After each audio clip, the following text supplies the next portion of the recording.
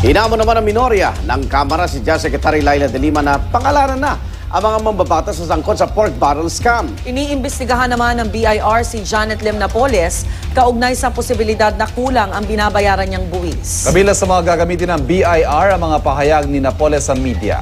Narito ang report ni Sherry Ann Torres.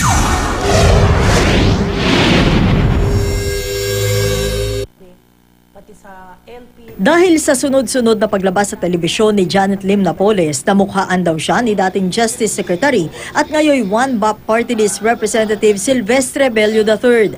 Nakita na raw niya si Napoles sa Malacanang noong panahon ni dating Pangulong Gloria Arroyo. Hindi na presidential residence nung panahon ni GMA yun pero may hall dyan I saw her as one of the persons passing. Nandiyan ang office ni Executive Secretary, nandiyan ang office ng press, nandiyan ang political advisor. Pero hindi raw niya maalala kung sino ang dinalaw ni Napoles, na hindi raw niya personal na kilala, gayon din ang mga kasamahan niya sa minority. Panawagan nila sa DOJ na una nagsabing ilang senador at kongresista ang sangkot umano sa pagbibigay ng pondo sa mga peke umanong NGO ni Napoles. Name names. It's difficult when we are working in a vacuum. Kung pwede lang po, bigyan na lang muna kami ng konting panahon. Si Cagayan de Oro City Representative Rufus Rodriguez balak maghain na reklamo. We did not know that it went to the fake NGOs. I was surprised that all the communications that alleged came from me were faked, were forged.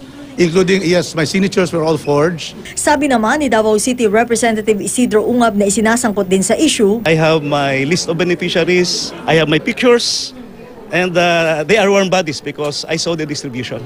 Ang dating kaibigan ng pamilya Napoles na si retired Colonel Ariel Querubin, ipinagtataka raw ang biglang pagyaman ni Janet Napoles na hindi raw mayaman nung makilala niya noong dekada 90. Alam naman namin lahat na supplier siya. So meaning siguro, ang tingin ko, may kontrata sila, kulang sila ng puhunan.